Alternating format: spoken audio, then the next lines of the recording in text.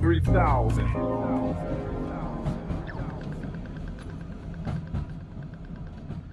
What is doing? My name's Maloney. This is the 3000 podcast. I'm joined today by a tattooist, a dental technician, Jay from Cheshire. Grin, how you going, man? Good, thanks, bro. How are you?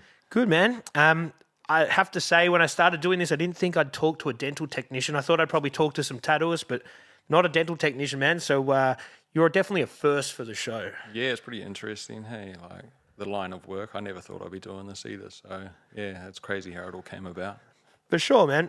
So we'll talk about all that sort of stuff, but let's do what we normally do, start at the beginning, man. Where did you grow up? I'm guessing it's not Melbourne, even though that's where we are now. Whereabouts did you grow up? I grew up in a small town in the South Island of New Zealand. I'll leave it at that. We don't need specifics. A small island, a small town in the South Island of New Zealand. And how did you find yourself falling in love with tattoos and fucking grills, man? With tattooing, like where I grew up, like there's a lot of gang sort of culture and stuff. So I can remember seeing like a few of the bikies and stuff like that just tatted up. And like, I think the earliest recollection of it, I was with my nana. And I can't remember where we were, but I just seen a group of them and I was like, yeah, that's me. Yeah. I was into that. And yeah, I started getting tattooed when I was about 15. Really? Yeah. So do you just going into shops that aren't asking too many questions? You got a fake ID? How do you start that process at 15? I guess it was just New Zealand though. Like I was skating heaps and like a new tattooer moved into town who I ended up living with. I ended up moving in with him when I was about 16 until I was about 18. But I was skating with him. He was surfing and stuff. And then I was just like, yeah, I'm into this. Like I want to get tattooed. And he's like, yeah, I'll tattoo you. So What was your first piece? I had like a little, it was like, it was that Basquiat crown actually. Yeah, nice. Yeah. I don't want to say his name incorrectly. The New York street artist, that little crown on the bottom of my wrist. I liked it. So yeah, started with that one. Started with that and then it progressed from there. Did you, when you got your first one, did you think that was going to be a potential career path for you though? It was always on the cards. Like I thought about it heaps. Yeah, it just sort of went hand in hand, I guess. Like everyone that I liked that was skateboarding and just doing anything was heavily tattooed, and then yeah, just seeing it and just being hyped on it, I guess. Yeah.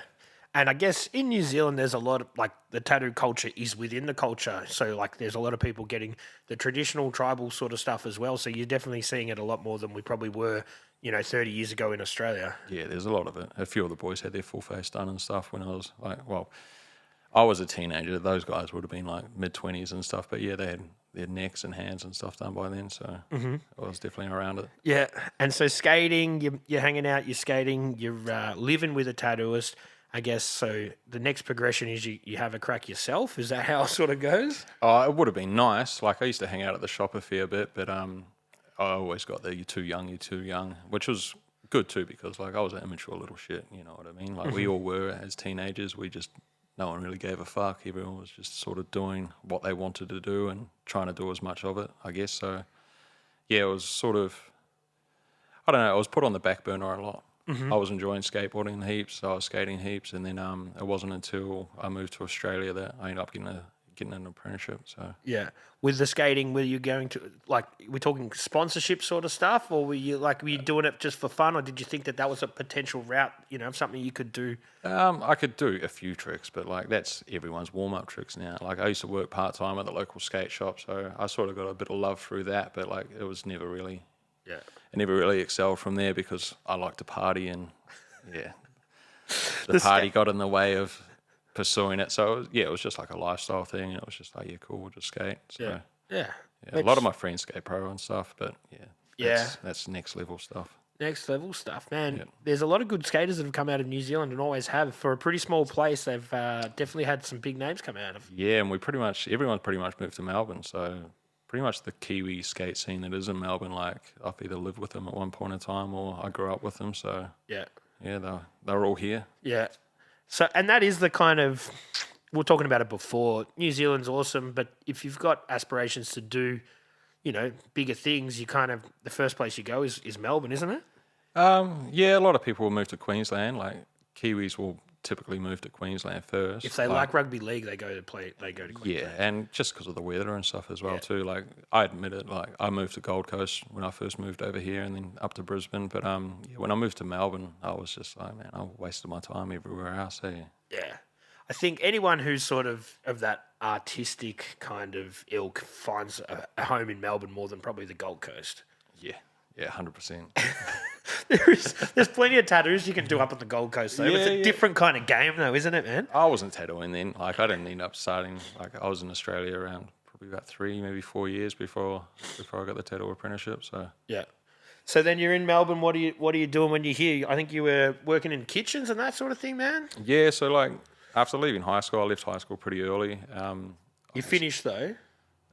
Nah, it's a funny story. Hey, so year 11 in New Zealand is like year 10 here. So when I was over here, everyone was like, "Oh, you done year 11?" And I was like, "Yeah, I've done that." But yeah, nah, I did the equivalent of year 10 in Australia. So Right. So then they just said, "Yeah, that's enough school for you."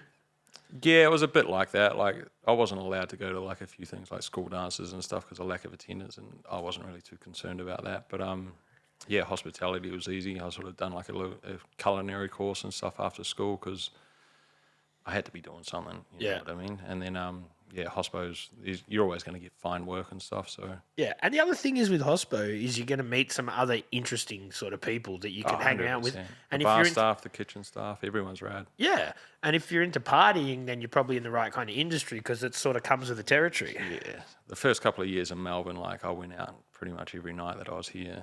And then I was like, I kind of hated on it for a bit because I was just like, what's going on? I'm working every day. I've got no money. But I was like, yeah, I've gone to every single gig in the Beat and the Impress magazine too. So yeah, I probably should. Yeah, that's where my money went. Well, that's it, man. And look, in an awesome city like Melbourne, you can go out every night of the week. There's always something to fucking Oh, it was do. amazing. Like I was living in Cairns before I moved down here. So like Cairns will have local DJs and stuff like that. And the party scene up there was pretty good too. But yeah, moving to Melbourne, like the first big night that I went to was like a chant downtown, and that was like Cheshire and stuff. They ran that, and it was great. You could smoke in bars back then. It was at the Meerkat Underground, and like I got there, the place was hotboxed. I think there was like brownies up near the DJ booth, and yeah, Melbourne. I was like, yeah, this place is for me. I like it. That's it, man. It's funny to think that I think it was 2007 you could smoke inside, man. Yeah. Yeah, I was actually working at a bar when they brought in the no smoking, and the transition was interesting. Yeah. Yeah, it was. It's strange to think back now, though. Like that was only 15 years ago that you could just fucking have a ciggy at the pub and then just throw it in the ashtray that was on the floor. Yeah, it's wild. Hey, it's crazy when you put a date on it too. Like 15 years ago. Like. Well, yeah, and it seems like it's sort of been like that forever. You know. It does now. Yeah. But like. Yeah, at the time the transition was weird. Like a few people were up in arms, like people were hating on life because like places like Bimbos, like they had that igloo set up. Like everyone used to be smoking weed in there on the weekends and stuff. Like not anymore. Not anymore. No. That's changed hands a couple of times now. That venue. Yeah, well, I don't know. The pubs and clubs, they sort of went from smelling like ciggies and weed to BO and farts there for a hot minute. Hey, But that's it. But you realise how much venues actually stunk when they took away the ciggies. Oh yeah, especially like the old carpet and stuff in certain pubs. Hey, it's just like, oh, that's years of I don't know, yeast and like it's just beer soaked carpet. But yeah, that's it, man. Everyone knows that smell. Different times. So when you're here in Melbourne and you're partying, where are you getting tattooed before you started, or are you just jumping around to different shops and sort of getting a feel for it? I used to travel back home and get tattooed by my old housemate a bit. Wow, that's commitment, man. Oh, it was good because I was visiting family and stuff as well too. But then Tony he was working at Advanced Art at the time. I started getting tattooed off of him. One of the girls that I worked with at Bimbos, she was getting tattooed off him a fair bit. So I was like, all right, cool. I'll come get tattooed by Tony. And then that's where I actually ended up starting tattooing as well. So there you go. And that's a bit of a full circle moment because I think I've met you at Bimbos doing a tattoo thing later. We just figured out before. Yeah, it's a small world, hey. Yeah. So yeah, I ended up a few years ago. One of my friends, he was a Sailor Jerry rep. So he got in contact with me to start doing some of the flash days that they were promoting at the time, and he ended up doing that for about 6 years with those guys. So Yeah. shout out to Nick. So, Yeah. We're jumping forward then. That just sort of triggered my memory. But we are jumping forward. So let's go back to you doing your apprenticeship. Yeah, that was good fun. I sort of, I got some machines and stuff. Like, I don't know. I was in Europe. I was in Amsterdam at the time, and I broke bones on my foot. And I was like, just held up on the couch, and I couldn't do anything. So I called up my old housemate Dan, who's now passed away, and I was just like, dude, like I'm in Europe. I can't skate at the moment. My foot's fucked. I want to come back home. I want to start tattooing. And he was just like, all right, start drawing, start doing this, like start getting your shit together. And he was like, oh, do you want me to send any of your drawings over? And I was like, oh, yeah, maybe. And he sent over some of my old ones, and I quickly chucked them in the bin. Hey, I was just like, this is trash. But I got back from Europe, got some machines, and my friend who actually put me on to Tony at Advanced Art, she just got an apprenticeship with Woody out at Irizumi Inc. So her name's Lee Stain. She's owned her own shop now for a while. And then, I started hanging out with her for a bit, and her and Woody, and I'd go out there and hang out like 2-3 days a week. Yeah. And I done my first tattoo on Lee's ankle. Some of it fell out. Most of it fell out. But I think it's still there. I don't think she's covered it yet. But I was doing that, and I was living in Fitzroy at the time, so I'd swing by Advanced Art, and then they were selling needles and stuff there at the time, so I'd get the needles, and the boss was just like, where are you tattooing? What are you doing? I was like, oh, I'm out here just a couple of days, and she was like, do you want to come here? So that's how I got my foot in the door there, and unexpected to the other staff that were there, they were sort of like, we don't want an apprentice, but I got my foot in the door, so... So that's an interesting sort of scenario because you're not an apprentice to one particular person. You're an apprentice to the whole sort of shop in a way. Yeah, everyone in the shop, like, as soon as they were sort of like, oh, fuck, okay. Like, we can make this dude do stuff for us. Yeah, and like, I was doing a lot of running around and stuff and just watching over the shoulders and stuff and getting everyone lunch and cleaning up after them and stuff, so. Yeah. But then, that's good though that you've got to sort of do the hard yards at some stage because it makes you appreciate when you get there. Like you might not at the time think, "Fuck, this kind of sucks," but when you get there, because you just want to tattoo, I'm guessing. Yeah. But when you finally reach it, you're like, "Okay, I get why I had to go through this sort of shit." Yeah, and you sort of get to that understanding too of like, you know what I mean? Like you're at work and then all of a sudden it's just like, oh, there's an apprentice here, so you can sort of see it from their perspective too, where it's just like, fuck, like. Yeah.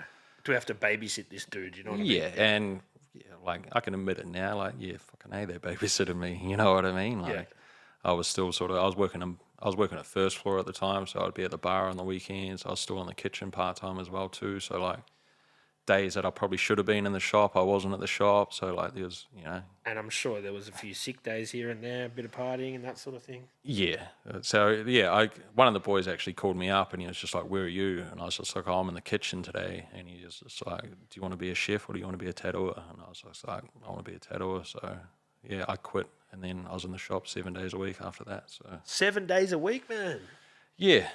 Like I needed to, like, I can draw and stuff like that. But at the time, like, I need a lot of work. So yeah.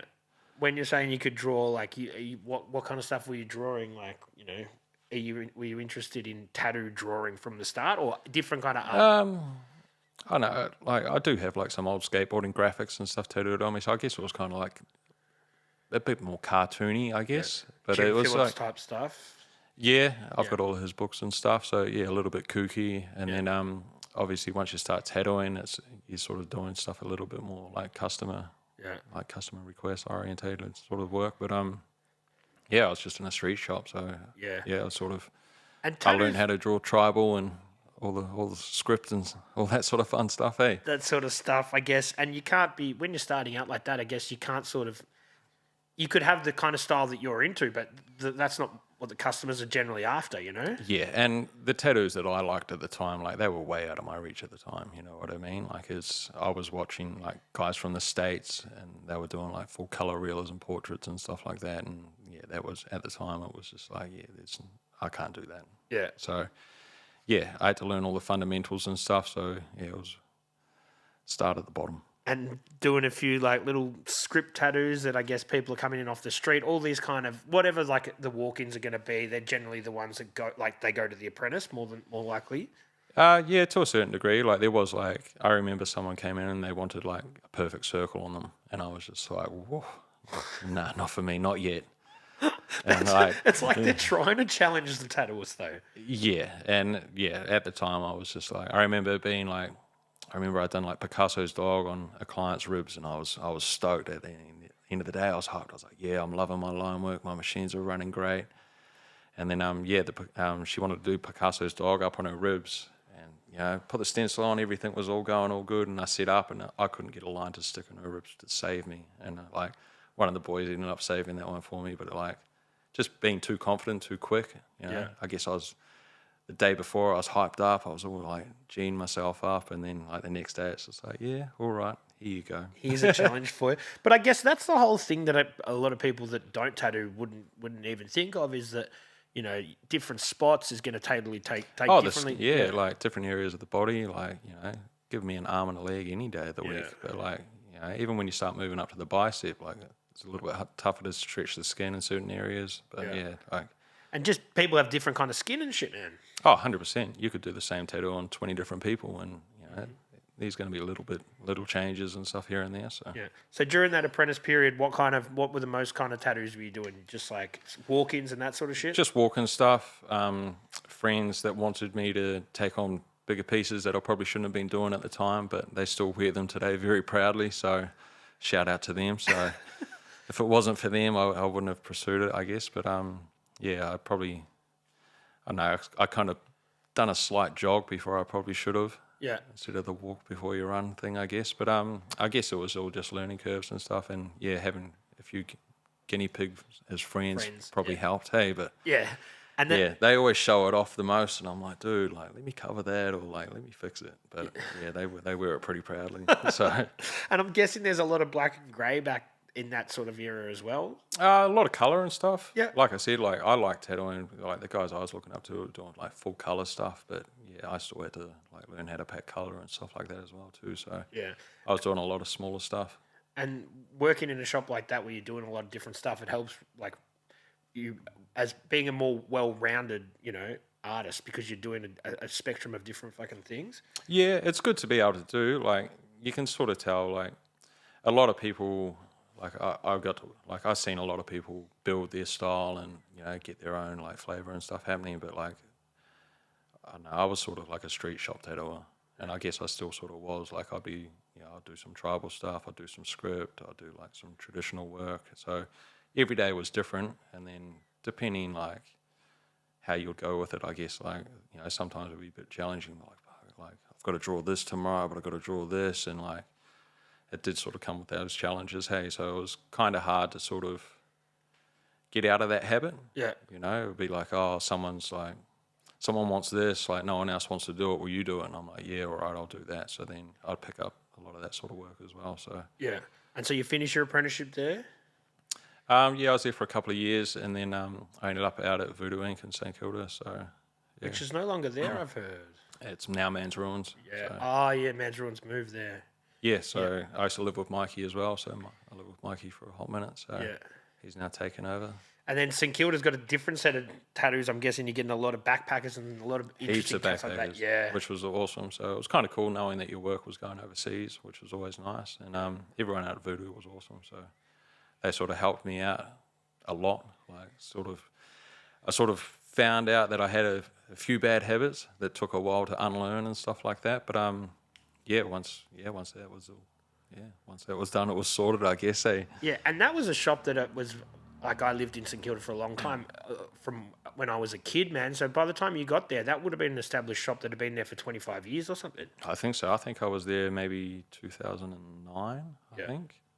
Yeah, it had already been there for forever. Yeah. So. And do you feel like there you could start to refine your own personal style a little bit more? You had done the time.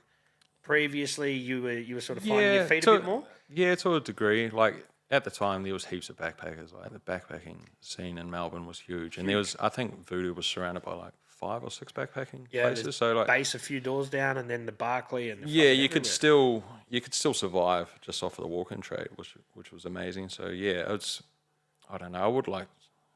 I guess I did spend a lot of time just being a street shop tattooer. Like, I do have tattoos that I do like to do, but, like, I still sort of jump around a fair bit. So, I guess I'd never really refined a style, so... But, yeah, you don't want to pigeonhole yourself, man. You want to be able to... Yeah, and I think it was just people would come in and you'd just be like, yeah, cool, like, all right, you want to do that? So, like, a lot of the times it was more so, you know, you'd meet the raddest people in the world, or not in the world, but like at the time they were, like, these people are awesome. Like, you'd hear about their travels and stuff like that, and they might only just be getting like something small, but like just the conversation was awesome. So, Yeah. And that's I guess what a lot of people are doing. They're going for their, they're in their early 20s. They're going for a trip around the world. They get a little memento. They're going to remember that shit from you. You know what I mean? Yeah, it's just always nice. I'm still probably in contact with a few people that I tattooed from back Really? then. Yeah, Wow. just on like social media and stuff. That's still pretty cool. Every now and again, you'll get a message from them. They'll check in and stuff. Yeah, I guess because a lot of those people that are fucking touring around, man, that's probably their first tattoo. A lot of those. A lot of them, you will get like collectors and stuff who are like traveling around, and they've got amazing work. So you get to see work from around the world. Hey? Yeah, that is cool. Hey, like so you get to sort of be a part of somebody's little fucking collection book of tattoos. You know, this is one I got in Melbourne. Then they went somewhere else and got another one. That's pretty sweet. Yeah, 100%. What about from this? So in 2000, what did you say? 2009. Yep. And so you started to do the tattoo conventions and that sort of stuff because that's becoming like at this stage, tattooing is becoming, for lack of a better term, pretty mainstream now, isn't it? Yeah, it was good. I think the first one I done might have been 2011 was the first expo I done. And you've seen it change a lot since then. Obviously, they weren't that big back then. And nah, there was. Oh, you'd probably have like the ones that would be held at the hotels. I can't remember the name of the hotel. Just near Albert Park. Yeah, the Carlton. It used to be the Ritz Carlton. Yeah, I can't remember what it was now, called. I think. Yeah, it might be the Pullman. That's Yeah. the one. But yeah, I remember going to those ones and stuff like that. So they were always pretty entertaining. Seeing the tarp on the floors and stuff like that. But yeah. Those sort of it's a weird scenario getting a lot of tattoo industry people in the same room. There must be some sick parties and that sort of stuff that happens after hours as well, though. Yeah, like I don't know, like even at the expos now, like our booth everyone sort of knows that you can probably get a Henny shot at our booth. But I guess the expos to me, it's great because I get to hang out with all my friends. I get to see everyone all at once. Typically, I'm only doing like smaller tattoos there or just doing impressions for the teeth. So Yeah. I do have a bit of downtime and a bit of time to be able to actually hang out with people. So you did just mention the teeth, so we can go in that direction.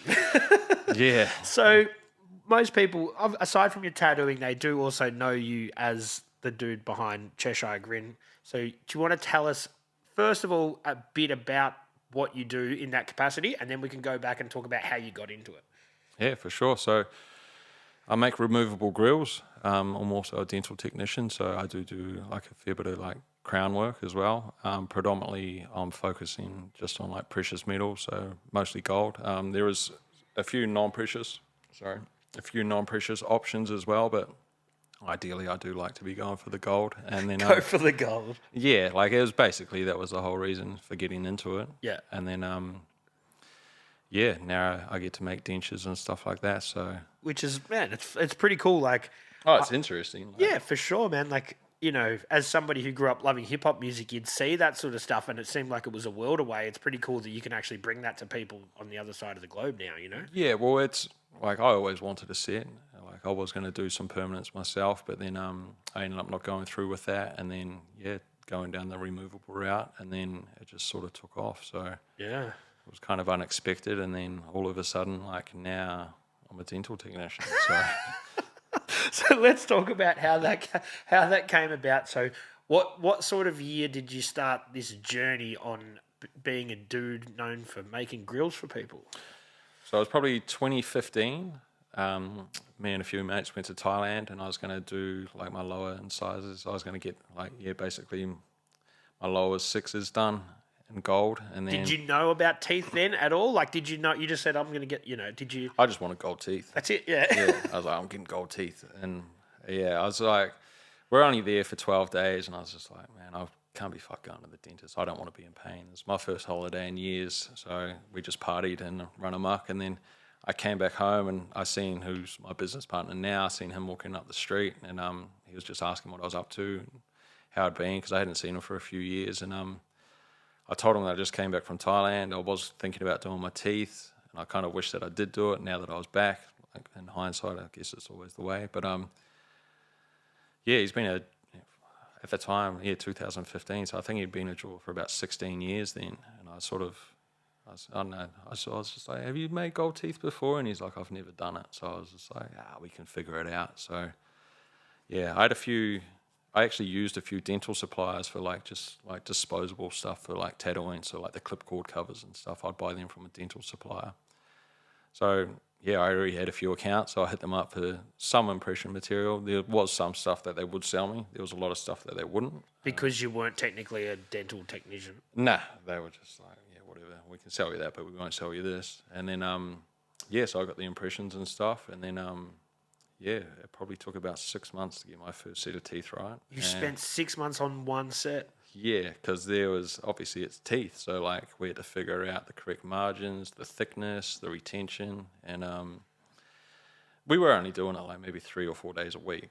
But it's still a lot of man hours though, man. Yeah, by the time like you wax it up, you get it cast, and then like by the time you get it back and then clean it up and then realize that it didn't work, it's all right, back to square one. So you do a fresh impression just because the other ones were stuffed. Like at the time, I didn't know about keeping master models and stuff like that, so it was just like time to do another impression. So yeah, when it finally worked, it was a bit of a hurrah moment. Yeah, it was. But yeah, I finally got them to work, and then I was like, cool. Like, yeah, I'll start wearing them. And then my friends were just like, where'd you get them? And I was like, me and my mate made them. And they were like, can you make me some? And I was like, yeah, I've got some impression trays left. So yeah, we made a couple of sets for a few of the boys. Sharpie was one of them. I dropped his set off to him while he was DJing at Bang. So straight away, he's on main stage, just getting buck wild with gold and diamonds in his teeth. So you went straight from doing the full grills to then diamonds. Like early days, you were putting diamonds in them. Yeah. So my business partner who showed me how to make jewelry, he's been like a master jeweler for like 16 years. So yeah, straight away it was just like, cool. All right, we can do this. So yeah. It was still in the fledgling stages though. So like, I don't know, like I guarantee my work. So like anyone who sort of I've made teeth for, like if they've had any sort of migration of teeth, like say they've had their wisdom taken out or anything moved, I'll redo their teeth and stuff for them. So yeah, wow. Yeah, you can sort of get about 6 years out of them. Because the face and the bones and everything sort of... Yeah, the mouth sort of has like a little natural migration to it. So like, I'd much rather I just spend like an extra 20 minutes on something, making sure that you can still wear it, as opposed to you being like, I had that once and now I don't really wear it that often, Yeah, man. And so I'm guessing it's going to, once people see, all right, there's a dude in Melbourne that does this, did it just sort of snowball pretty quickly? Yeah, I think the catalyst for that was we made a set for Dead Cherub, and he's another tattooer. He's heavily tattooed, all his face and stuff done, his eyeballs are done. He stands out. It's crazy, man. Yeah, I've watched that stuff being done a few times. Really? It's pretty full on. Dude, how, I can't even comprehend. Yeah, it's different. But he got interviewed with his teeth in. I think it might have been on Vice or it might have been on like one of the news channels, and his phone just blew up, and then he was just like, dude, like everyone wants these. Like, yeah. Did you have socials? Did you have any way for them to reach out to you at that stage? Are you still a small operation? At the time, there was no social media. Like, I'd gotten rid of all of my social media because I read some of the terms and stuff. I was a bit of a conspiracy dude, so I got rid of all social media. So I didn't have any social media at the time. And then, I spoke with Paul about it. I was like, we can do something with this. Like, what do you want to do? And he's like, yeah, all right, we'll test the waters. So I think... Yeah, so it would have been probably end of 2015, and then 2016 was when the hype was starting to build. So I think we started at Instagram like maybe the end of 2016, and then sort of planned to have like a public launch around, I think it would have been a year later, I think. We done a soft launch to the public October 17th, I think, 2017. Yeah. And then it was on. And then it was on. And I'm guessing the first thing I think of when I think of gold grills is rappers and that sort of thing, man. So I'm guessing you're getting hit up by a lot of people that are sort of into that kind of sort of rap kind of hip hop. Is that, or was it? Were you surprised that it was people from all sorts of walks of life? It was all sorts of walks of life because, like, yeah, cool, you've got the hip hop aspect and stuff like that, and you know, hip hop definitely popularized it. But like, I think I put a photo of myself up on Facebook with like 4 uppers and lowers, and they were just a silver set. And like instantly putting it up, my mum called me like within 2 minutes of the photo being up, and she's like, "What the fuck have you done now?" Like, Because she thinks it's permanent. yeah, and she was just like, "You look like the old what would you call them? Just like the old wharfies and stuff." She was just like, "You look like the old Russians with all their gold teeth and stuff. Like, what the fuck have you done?" I was like, "Don't worry, you can take these ones out." Yeah. She was just like, "What are you doing?" I was like, "Oh, me and my mate made them." I was like, "I might do something with it." So she was telling it. And I'm guessing from mum's point of view, at least they're not permanent. You know, that's very different to the tattoos. You know what I mean? Yeah, well, I had my face tattooed and stuff by then too, so it was just like, she was just sort of like, "What have you done now?" Yeah. Like, don't worry, I'm not going to tattoo my eyeballs. yeah, like, when are you going to stop? But yeah, she was kind of stoked that I could take him out. But yeah, I think we had the launch party and stuff, and just the network was great. You know, just through like tattooing. Like, I'd been tattooing for a while at that time, so I already sort of knew everyone, and then everyone was just like, sweet. And then I'm guessing you can't keep up with demand. You know what I mean? Like, I'm guessing people are fucking hitting you up, and you're like taking. It's been fairly consistent, and it's been nice because it's been consistent for 9 years now. Yeah. So we did have a couple of staff members at the time, a couple of dental techs, just because we were sort of coming at it from a jewelry perspective. Yep. So we're going into the mouth, you know what I mean? If you're going into the mouth, you sort of know what's got to go. You need to know what's happening. So especially like even just like insurances and stuff, it's all good to make a ring or a chain or something for someone, but once you start putting jewelry in the mouth, like, everything changes. So we tried to keep it as professional as possible straight off the bat. So we had a few techs, and they were sort of teaching me like the dental side of things, and then I found out that you could no longer do like an apprenticeship under a dental technician. You had to study for it. So yeah, that was sort of my catalyst of going back to school as a mature age student, looking the way that I do. So when it was 2015, 2016, 2017, is anyone else doing this in Australia at all? Well, at the time in 2015, I didn't have social media, so I don't even know. So it wasn't until I sort of like, we made the Instagram account, and then I sort of went through and like, I made Gold Teeth Australia as well. So we've got the Cheshire Grin, the Gold Teeth Australia page, because I was just like, oh, someone else will try and do it. So I'll snatch that name up before anyone else does. But then I found out there was like 3 other people in Australia at the time. There was, not in Melbourne? No. There's one in Sydney, Loom, and then you've got Majestic Metal in, hopefully I said that right, Majestic Metal in Adelaide, and then Aoki Customs in Perth. So they were the 3 people in Australia that were doing it at the time. Wow, that's not many, man. Nah, not many. So especially like coming from the tattoo industry, like I tattooed in a shop and there was 13 of us in one shop, and we all ate. So and that's it. And I guess it's a total different way of it's a different kind of art form. Like with tattooing, there's no remolding, but you can learn like this. You can learn from trial and error. This isn't quite right. You know what I mean? Yeah, there was a lot of trial and error. So that's where the staff members sort of came in there for a bit.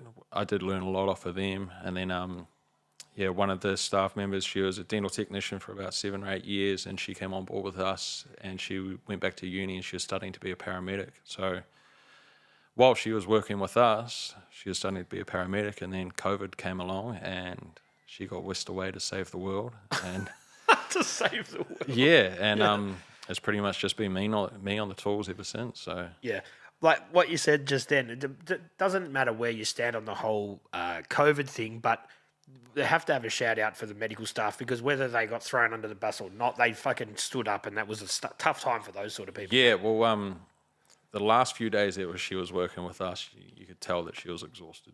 Like, she was doing big days, like she was studying, and she was doing patient transport and stuff like that. And obviously, given the time, like, they got tough. Yeah, they threw her in the deep end pretty quick. Yeah. So I guess at that point in time, you're like, all right, I'm going to do this. This is going to be a full-time gig. I'm still going to tattoo a little bit, but my passion is in the grills and the teeth and that sort of thing. So you need to go legit. You got to go back to school. You got to study. Yeah, well, as soon as we sort of knew that, like, we weren't allowed to tattoo, so I was just like, well, Yeah, I've got that's to, true. Yeah, I got to stay busy. So yeah, I went back to uni. went back to uni, and Yeah. were you? I'm guessing you kind of would have been different to some of the other students there. Yeah, it was kind of cool. I got some really good friends that were in my class and stuff. I still chat with them. I caught up with one of them yesterday actually, but yeah, it was pretty interesting. Like thrown in the mix, and you're there with like 18 and 19-year-olds, and it's like I've lived a few lifetimes in your lifetime, haven't? So that was pretty interesting. But I guess going back to school as like a mature age student, I guess you're there for a purpose. Yeah. So you know what you're there for. You're there. You're motivated for that. So Yeah, you That go does. in. Other kids are like, well, fuck. My parents told me I've got to do something, or I've got to move out of the house, so they just go to school. yeah, and I think our class started off with like maybe 42 people in it, and by the end of it, I think there might have been 17 or 18. Really? Yeah, so like people dropped out. Obviously, a few people stopped because the vax mandates and stuff. So I think they ended up picking it back up again once they dropped all those regulations. But Yeah, because at that stage, you could still study like like practically, or was it just a lot of it was online and stuff? this was a practical course, so it wasn't there. So it was pretty interesting with like certain restrictions that they'll do and stuff like that. Like the mask mandate and stuff was kind of weird, but How could you do that when you're doing dental? You know? you'd be wearing a mask because you're working with like acrylic and stuff. So you did have the extraction and stuff. So you would be putting a mask on for that sort of stuff anyway. So it wasn't too bad, but just like having to wear it all the time, it was just like, Yeah. And just thinking, did the school not finishing school properly, did that affect when you were applying to go to do something like that? You know what I mean? nah, because I'm in my 30s, bro. I don't think they care about what I've done in high school. Hey, like So is that how the mature? I don't. I think that was too long ago. So they just say you applied for this. We think you're good enough. You can do it. I think they might have sent out like a kind of like a little aptitude test or something like that, and I think that was more just so. Well, I think it was more so just about like, can you read and write? Yeah. Because obviously we're over here in English, we've got a lot of international students and stuff. So I think they just wanted to make sure that everyone was competent enough to read the assignments and be able to do them. So And I guess you're pretty knowledgeable about teeth at this stage because you've been working with it for so long that you get it. You really understand what's what. yeah, well, starting off with grills too, like you're making a removable appliance for the mouth essentially, and so you learn about like engaging undercuts and stuff like that. So with making grills, like it sort of I already knew about path of insertion and stuff like that. Yeah. So So you just really needed to. They weren't teaching you anything you didn't know. You had to tick a few boxes so you could legally sort of do it. well, it was basically just so I could like register a dental lab. Yeah. Like you had to be a dental technician to have a dental lab and stuff like that. And then obviously we're doing like diamond set crowns too. So to do that, and then just basically, just to legitimize it. Yeah. You know, like once again too, like whatever you're doing, like you should be knowledgeable in it, I guess. So Yeah. you should pursue it. That's, man, like we were talking about before, you got to know your stuff so you can speak about it. And that's like, Yeah, like you don't want to get hit with a hard question and be like, oh, I've got no idea. Like, imagine someone being like, why won't this work? And you're like, oh, I don't know. I don't know. But I'm guessing you're the only person at that school that's doing it for those motivations. Other people want to go in and they want to learn how, like they want to do your sort of stereotypical dentistry. So you're attacking it from a totally different angle. Yeah, so my foot in the door into the dental world is, it was pretty funny. And looking the way that I do too, like I already work with a few labs and like a lot of dentists too, but like I stand out, so everyone already knows. So it's like, Jay, or the dude with the beanie. So Yeah. I guess that sort of works in my favour, being as heavily tattooed as what I am and being in the dental industry. Hey, but I don't know. Everyone's got tattoos and stuff, but I guess I'm sort of my own sort of entity, I guess. You're a unique individual, man. Yeah. So on this grill journey, you're now a proper technician. You're qualified. You can register the dental lab. Does that sort of change the way that you're doing things? Are you like, oh, now this makes more sense, or are you still just back to doing the grills, doing all the diamond crowns and all that stuff the same way? We sort of had everything figured out. Like I said, we did have a couple of techs working with us for a couple of years, so like they sort of shared their knowledge a fair bit, and then combined with the jewelry knowledge from the business partner, like it was, we were sort of, we were running. Yeah. Yeah. And then I guess you can start to branch out a bit with what you're doing. So you not only the grills, but there's other, man, I don't even know what they're called, where you sort of frame the teeth as well. Like, Yeah, like I call them windows. right. So yeah, we do like a fair bit of windows and stuff where you just frame it.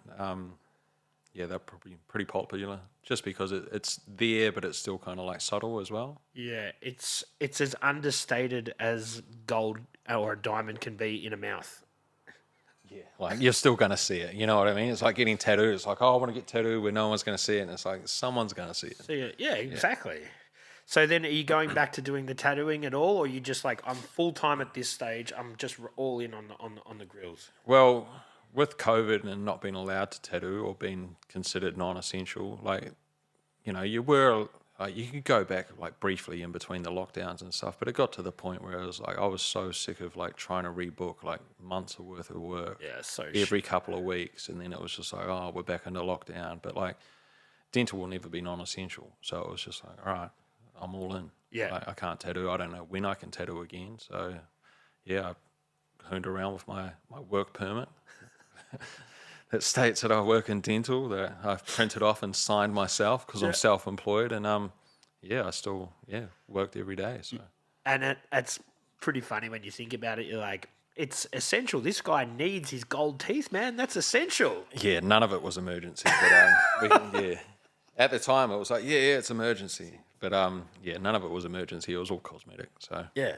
and I guess it's a time where it helps you because everyone's hanging around with fuck all to do. That helps grow your Instagram and all your sort of online presence as well, you know? Yeah, everyone was online. So like we did do like a few promotions and stuff. Like I was giving away gold teeth for every 5,000 followers we had. And really? Then, we've done it for 5,000, 10,000. And we've been sort of sitting around 13,000 for the last few years. It sort of fluctuates. It goes up, and then I think Instagram might do a big cleanse of inactive users or just spam accounts, and then you'll drop down and stuff. So I've thought about doing it again, but I don't know, like Instagram's kind of plateaued a little bit, I guess. Like it's Instagram, man, I log on sometimes and just scroll, and it'll just be ads. Yeah, exactly. And I'm like, I want to see the people that I fucking follow. I reckon there'll be more ads than there are people's content you actually follow. Yeah, and that's what I mean. It's kind of plateaued, and I'm not about to do a TikTok dance. You know what I mean? I'm not doing that shit. So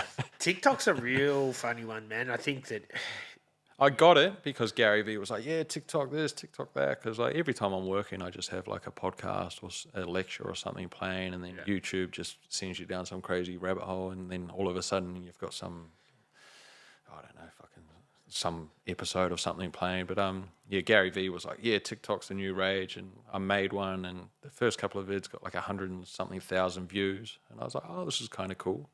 And then the next one I put up, it might have been like Esso from Bliss and Esso, and I think it's under 2,000 views, and I was just like, this is Bliss and Esso. Yeah.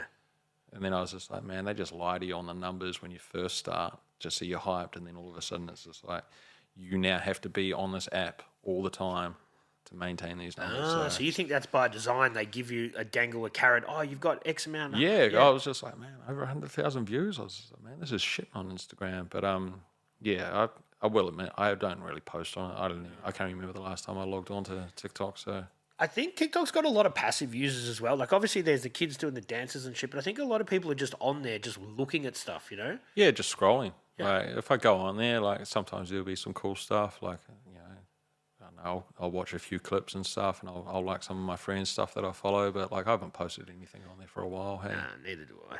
It's like I go on TikTok and I feel dumber, if that makes sense. You know what? Because you just see so much stupid shit, and I'm like, I think I'm actually more stupid for this like last 10 minutes of scrolling. Yeah, and it's, I don't know, like everyone's on their phone, and it's just about attention. And like I've been guilty of it. Sometimes YouTube will cut to a short, and it's only a short video for like 30 seconds of it. It's like I'll skip it before it's even played longer than 10 seconds, and I'm just like, oh, whatever. But then like it might have been a really interesting video. I won't know. I just skipped it because the first 10 seconds didn't grab my attention, so. And they know that's how it works. I think they say that you've got the first 3 or 4 seconds to keep people's attention. That's all. That's how they reckon. You've got to come in with that short form. Like I don't do it anymore, but that short form stuff and catch their attention that fucking quickly. Yeah, but it's so much stuff.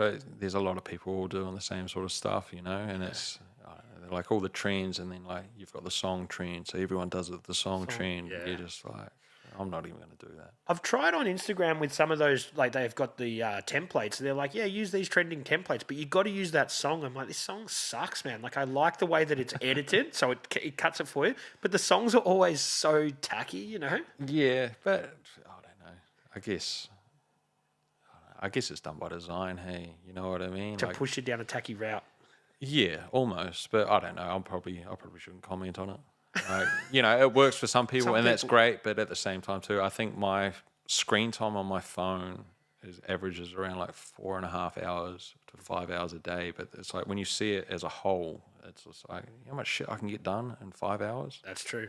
But like it's 5 minutes here, it's 2 minutes here. But at the end of the day, it all adds up. But it's just like that's 5 hours on your phone, and we're all guilty of it. We'll all scroll sometimes because sometimes at the end of the day you just want to dumb out. But like, fuck, who wants to sit on their phone for 5 hours a day? Like, yeah, that's it, man. And it all adds up. It's funny. Like you've come down to the studio today, and a lot of people when I say, "Oh, thanks for making the trek," they say the same thing as sort of you. They're like, that's actually cool. It's not a bad drive, and I don't have to think about my phone, and I can just, listen to some tunes and cruise, Like I did have a lecture playing in the car though.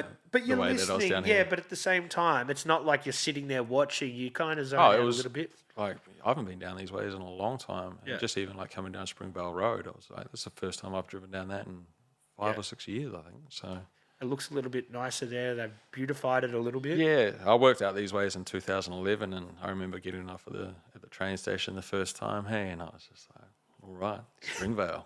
Here we are. So, but yeah, it's lush now. Like, yeah, it looks really good. You mentioned Bliss and Esso. I think was it Esso from Bliss and Esso? Yeah. So and that has got some work from you. So do you want to tell us about some other, notable people that have got some of your grills or your what do you call the ones that aren't grills? The permanents? The crowns and stuff. Most of the boys have just gotten the crowns, hey, and they're all notable. Like they're all rock stars in their own field, like barbers and stuff like that. Yeah. Musicians and stuff. Luella, she's always repping. Yeah. She's a DJ. She's up in Sydney now. Sophia got a set off me a while ago. I would like to make her another set. She's been killing it. Yeah. Melbourne's had a few sets off of me. He has lost a set before, and He lost it yeah. at a gig or something. I think it was at a gig. I can't remember. Yeah. It was a couple of years ago, but I've made him a few sets and stuff over the years. Like I said, like if there's any movement in the mouth, like I'll just remake him. So, but yeah, he's got a few sets off me. So. And when you remake him, like for someone who's got no idea how this shit sort of works, you just melt him back down and literally use that same metal again. Yeah, to a certain degree. Like I'll outsource the casting just because it's super time consuming. Yeah. Like I don't really have time to be sort of like waiting on investment powder and stuff to cure and then burn out the burnout process. So I'll outsource the casting. So yeah, I'll give the gold back to the company, and yeah, they'll give it back to me in the new set. Yeah, right. So yeah, it's interesting how like it actually just melts back down, and then how do you work out the purity levels and that sort of thing?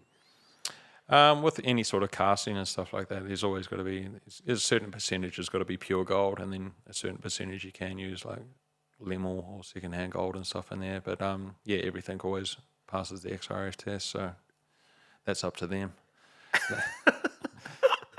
So what, like, the whole thing I find so baffling, man. So when you're working with these golds, they've got to be a certain amount of degree of purity, but then you don't want them too pure because then they're too soft. Is that right?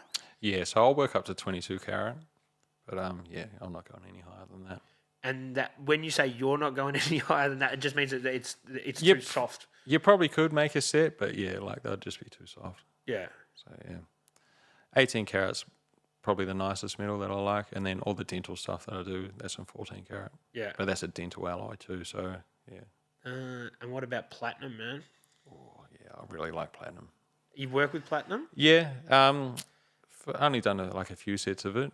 A few people have asked for like platinum crowns and stuff, but there's like a different. I asked around a few different labs, and the closest thing I could get to like a platinum crown was like, I think it's called Lotto Star or something, but I can't remember the name of that. But it's a precious metal, a lot of palladium in it, so pretty expensive. Yeah. So what's like the price of gold and the price of platinum? Like, what's the differential in that sort of thing? Sometimes platinum can be cheaper than gold, but it's just a dense material. Right. So like it's solid and it's dense. So like, it's going to weigh more than the gold. So you're probably going to pay like the same amount. Yeah, but it's going to be like heavier in your mouth. Yeah. Yeah. Right. Man, I find the whole thing so fucking interesting. It's crazy because like you never think about something until you think about it, and then you're sort of like, wow, that's actually pretty intriguing. It's like even I like the process of things. Like I've got friends who are hairdressers and stuff, and I'll watch how they work, and I'm just like the way that they'll layer the hair and stuff. Like it's fascinating. But, like they just do it because it's second nature, and like, they already know the method to the madness. But it's just like when you watch it and you watch how someone else does what they do, you're like, so that's how you do that, or that's why this is done that way. So it's pretty cool. interesting. You've got a thirst for how things work, and that's cool. Yeah, I guess like reading heaps.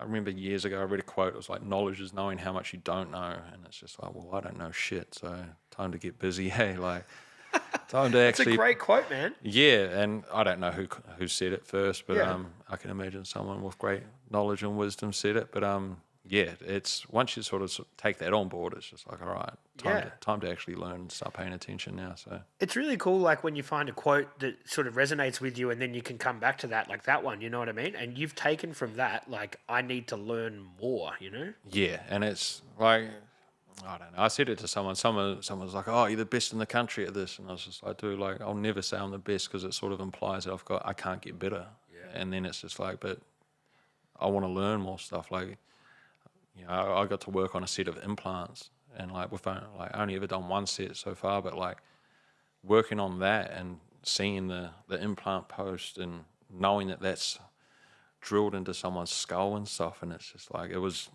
different. It was just like, wow, this is actual dentistry. Like like it was full on. A validating moment. Yeah, it was just like, wow, like seeing the model and seeing like, because obviously the client's got the post in there, like they're already in their drawer, but just seeing how everything lines up just in the models, like in the duplicate models and stuff, and you're just like, wow, this is actually in someone's face. Like this is.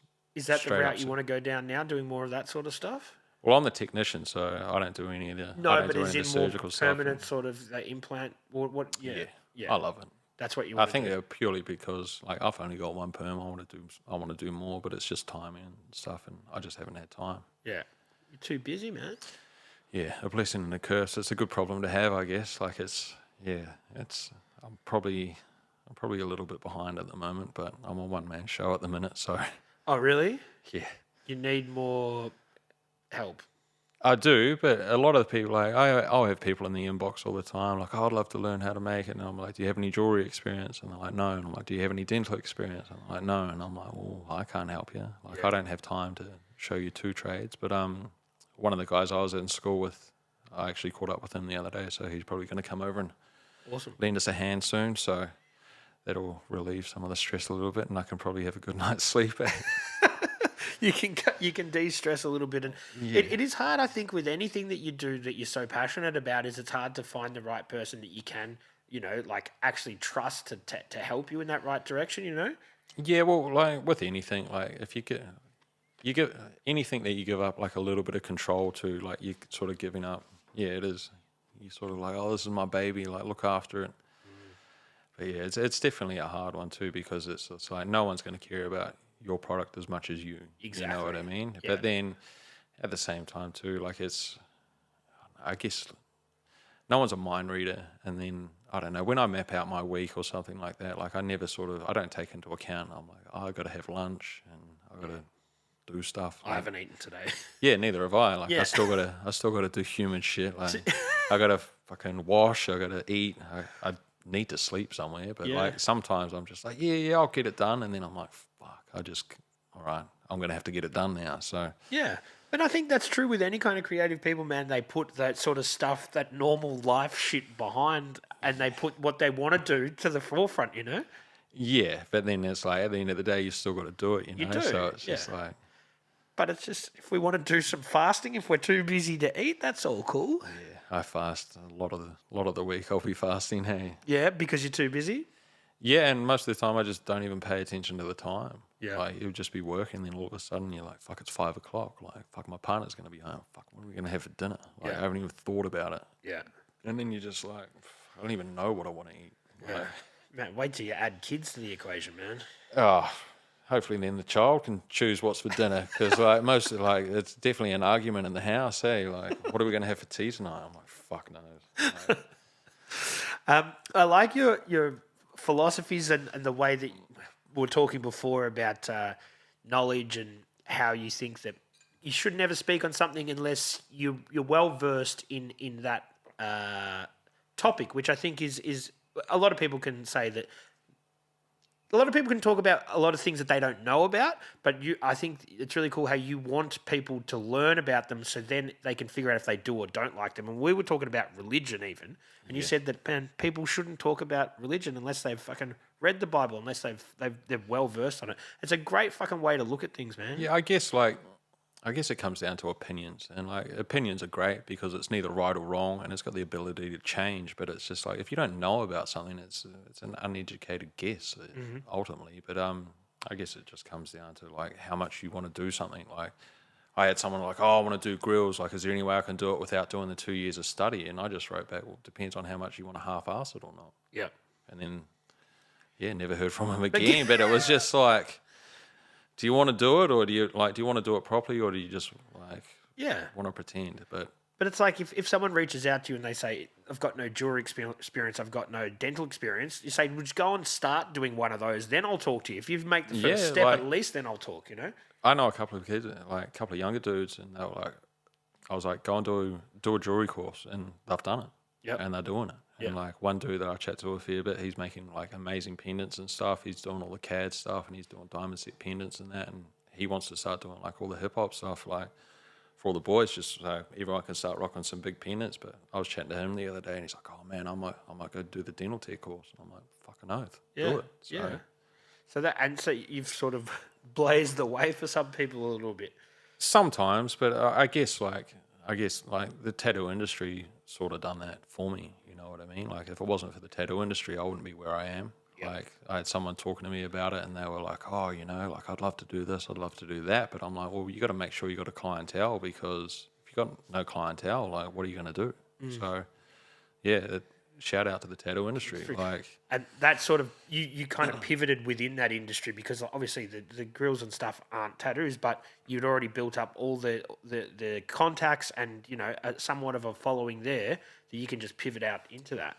yeah, and I still like every now and again I'll get to do like some really artistic grills and stuff like that. Like I've done the classic God hands where they're reaching out and touching over the teeth, and I've had a few other ideas in the works. And you know, sometimes you can think of it, at the end of the day, you've still got to make it. So like trying to convert how that's going to work in the mouth, or like how that's going to work in jewelry. You know, like AI artwork is all over social media at the moment, and you know, it's AI this and AI that, but it's just like the artwork looks awesome, but like Sometimes how can it you does. make it? Yeah. You know what I mean? Like Yeah. you're still got to make it. Like it's all well and good to be like, oh, I want this, like this and that, but then you still have to make that. Like it's not practical. That's not going to work, or like you're just not going to be able to get that effect. Like Is there, like before when you mentioned CAD and stuff, is there an element of that comes into it? Like obviously there is, but can you just do it the old school way with the impressions and do everything physical without going through the computerized process? I'm not much of a computer kid. Yeah. Like we didn't grow up with computers. Like, yeah, in my family, like I was outdoors skateboarding or playing basketball or something like that. But like my computer crashed for the laser engraver the other week, and that's just to run the laser engraver for like carrot stamping and putting my logo on stuff. But like that thing crashed and I lost everything. Wow. And I'm just like, man, I'm glad that everything else I do is analog. Like essentially I can wax up some teeth with just like a Bunsen burner and some wax, you know what I mean? So relying solely on technology is great, but like technology is doing amazing things. But if it fucks out, like Yeah, I know, man. I haven't been able to laser anything for about a week and a half now. Yeah, so And that's I'm setting you just- back in your whole sort of workflow process. Yeah, and it's just more shit that I got to deal with that I don't want to. Yeah. Like at first, I thought it was the power cord because it wouldn't turn on. So I took the power cord to the computer shop, and they're like, "No, this is fine." And I was like, "Fuck!" And then I was just like, "Well, why didn't I bring the computer with me?" So I had to go home, but it was 4 o'clock in the afternoon, so I wasn't going to make it back before they closed. So then I had to go up the next day, and they're like, "Yeah," for them to say, "Yeah, the motherboard's gone." So I had to buy another computer, and then had to pay the dude to transfer the files from that. But then I was running old programs, old softwares. I don't have any of the licensing shit for that. So now I've got to you can't just go into a computer store and buy the box where you just take the program home, put the CD in, enter the code. Not anymore, you can't. Nah, and that's my mentality. But it's like you got to download it, but then like the software, these guys are based in China because that's where the software is made, and then it's like trying to deal with like time differences and emails, and like I just need the software, and they're like, "Oh, it comes free with the laser," and I'm like, "I already own the laser. Like I'm not buying another laser just to get the software. Do you just sell the software?" Yeah. Like, And you're talking about microscopic fucking like details as well, aren't you? With like the actual what you're lasering. yeah, and a lot of jewelry stuff is done under the microscope and stuff too. So yeah, when you're dealing with like Will Pave said a tooth, like a recent set had 41 stones in it, so they're all like 41 diamonds in a single tooth. So do the grade of the diamonds have to be sort of different to normal jewelry diamonds to be in the mouth?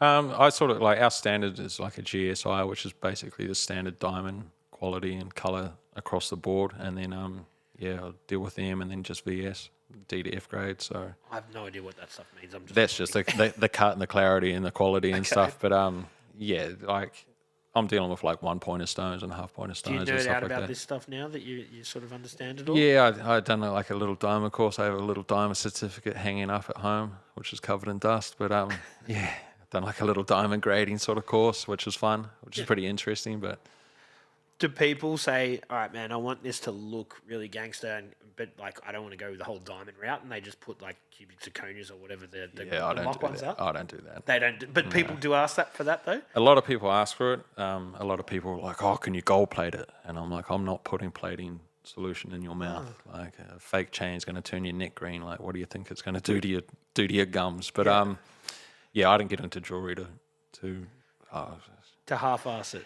yeah, pretty much. I was going to say I didn't get into jewelry to fuck around with fake shit, but I don't know if I could say that or not. But That's true. I'm not going to gold plate anything. I'm not going to put fake stones in it because at the end of the day, like some of my clients have gotten their stuff evaluated for insurance purposes and stuff, and I think that's basically going to be my new flex, where it's just like, cool, like this is what I make and it's worth this much. Yeah. You know, like you can go the cheaper route, and there's people that will go the cheaper route, and that's up to them. But I'm not too worried about it. I didn't get into it to cater to them. So. And you want to work with the right materials. That's what you got in there. You don't want to work with fuck around with cheap. Well, you want materials. the best. You know what I mean, and you got to use the best, I guess. Yeah. It does make it hard because obviously the overheads and stuff are there. So at the end of the month, I still have to pay for my gold. I still got to pay for the diamonds. So Yeah. overheads are pretty high, but. There is. I've heard that people say that some golds are actually cheaper than porcelain when you're talking about doing those sort of. Sometimes, yeah. Yeah. Like a full set of veneers could be up around 40 grand. And that's like top and bottom, like the whole sort of. Yeah, it depends on what you're doing and stuff, hey. So sometimes it is, sometimes it might be easier or cheaper to go put a goldie in there, but Yeah. the gold tooth isn't for everybody. Nah, it looks way cooler, I think. It does, but I often see you see dudes on TV or personalities and stuff, or even musicians and stuff, and you see like their face. They've gone and got like a whole new set of teeth, and they look fucking sometimes ridiculous. Like they're too white, they're too square. You know what I mean? yeah, everyone wants that white. But especially on TV or personalities, you know what I mean? Like, I don't know. No, it just looks unnatural. It does look unnatural, but I tell people like match the white of your eyes. Yep. You know what I mean? Mm-hmm. Do that. It's going to look natural. But yes, some of the boys are just like, I want that white ass. But it's just like, man, you're going to see that from across the room. Hey, it's going to be brighter than your lights here. Like, but you still do some of that stuff though. I'm working with a lab at the moment because I I don't own any of the processing stuff for veneers, but one of the labs I do work with, I'm in talks with him at the moment. He's just like, look, if your clients want to start doing this, I can offer that for you and stuff, which would be cool. It's less work that I have to do, but and I guess it goes hand in hand. They could get a few like a few gold, a few. yeah. Well, most of the time, typically that's what people are doing. They're like, I'm going to do a full mouth restoration. I'm going to get all my veneers done. I'm going to get all my teeth straightened up, and fuck it, I'm going to put that goldie in there. Yeah. So, and it does. It looks amazing. And we're talking like that sort of whole full face renovation is like sort of 40K type thing. And up. And up. Yeah. Some people. Yeah. Wait, depending on how much dental work you got to do. Maybe 60. 100. Oh, I don't know about 100, but like, yeah, dental stuff can rack up pretty quick. Yeah. Especially like depending on what you're doing, because it's surgical and stuff like that. So you've got to pay for the anesthetic. Yeah.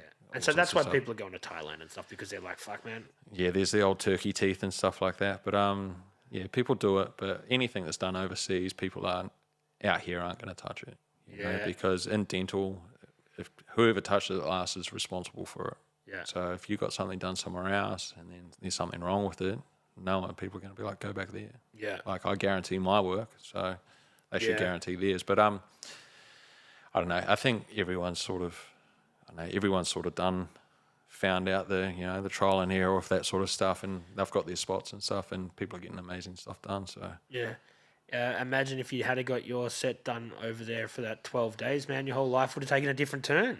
Yeah, well, I would have just continued tattooing, and I would have had my teeth done in Thailand, and then, But I don't know, 10 years ago, if you asked me if I'd be doing this, I would have laughed. I would have been like, what the fuck am I doing in dental? I'm a tattooer. Like, I ain't going to do that shit. Like, yeah. But, man, now I guess you go into those the tattoo conventions and stuff with the Cheshire brand, and you've got a point of difference. Like, in that, there's a lot of tattooers out there that are at these conventions, but now you're got something totally different. It must be cool, and people must gravitate towards your spot, you know? Yeah, like the crew that I do the expos with, like we've been doing it for about 8 years together now. So like shout out to Matt at Journeys. He's always in the booth. He's always one doing the bookings, because I know I'm not doing that. I leave it up to him to book it in. He just tells me how much I owe him. So that's always nice. But yeah, Matt's doing the screen printing and stuff, and he basically he does everyone's merch. So that's always nice. So we've got Matt there with the merch, me there doing teeth, and sometimes I'll tattoo. Yeah. Depends how I'm feeling, or if I just want to hang out and drink with mates. But and then there's typically potentially 5 or 6 other tattooers in the booth with us. So our booth definitely does have a draw to it. We did win Booth of the Year a couple of years ago now. So Booth of the Year at which convention? Just for the Oz Tattoo Expo. So right. that was we won a nice little decanter for that, and then partied the night away, which is pretty funny. While you're studying, you mentioned it's COVID, so that must be hard for people to. Well, there's a lot of fucking mandates and all sorts of shit happening then. So how does that work when you're studying something that can't be done fucking online? I guess the best thing it was practical. You know what I mean? So like, I could still go to uni and all the rest. Like I could get out of the house, which was nice. And then obviously they brought in the vaccine mandates, and I wasn't about that. So I was like, I've got a history of heart health in the family, and I went to my doctor, and he's like, I haven't seen you in years, and I was like, yeah, because I'm fucking healthy, dude. Like, isn't that the goal? Like, but I was just like, look, I don't want to get the vaccine. My brother had a reaction to one of his when he was a kid. I seen that shit, and I don't want anything to do with it. And he was like, oh, I can't give out exemptions. And I was like, look, I've got a history of heart health. I've got a heart murmur. I've got the extra beat. He's like, yeah, he done my heart. He's like, yeah, you got the extra beat. And then he's like, I'll send you to a specialist. So they're the only people that can do the exemptions or whatever. So I went to the specialist, and I done a heart echo, and the specialist, he was just like, man, the vaccine's the least of your worries. You need surgery. And I was straight away. Yeah, he was just like, this is serious. He was just like, look, if your heart dilates any more than what it is, like, you'll need a replacement. And I was just like, man, I feel great. Like, where the fuck do you get a replacement heart from?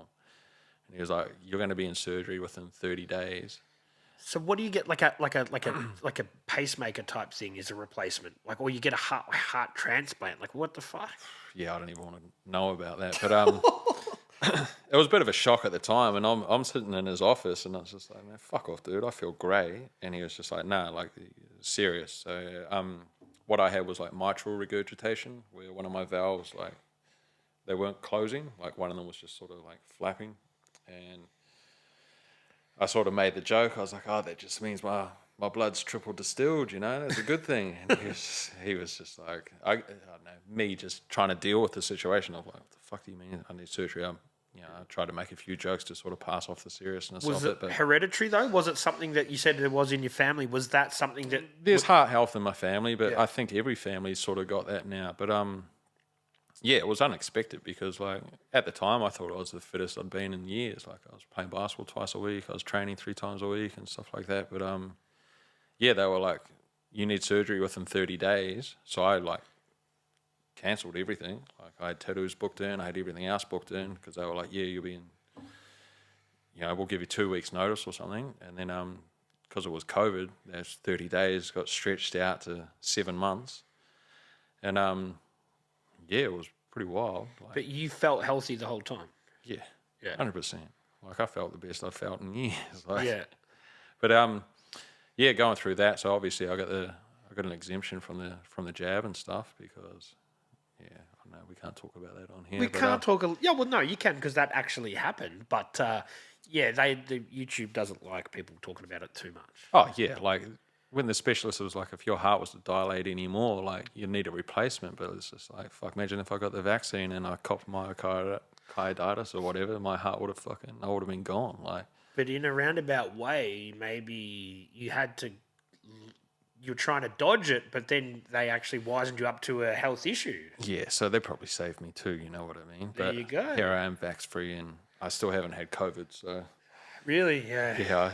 Yeah. I know, but man, it stresses me out now. People are like, oh, you should do a test. I'm like, I'm not fucking testing anymore. Like, just the whole And they thing's tested done. Sunkist and vitamin C and all sorts of shit. They were testing orange juice area for a bit, and it was testing positive. On a PCR test, which is a polyamorous chain reaction. It's not a test. Like... It even says it's not a test. This is not a test, but Yeah, man, I just think as somebody who's lived in Melbourne for as long as I have and how tough we had it, I just don't even want to fucking talk about that period anymore. You know what I mean? Like it happened, but it's just fucking. and it's shit too because like, man, I was young before COVID.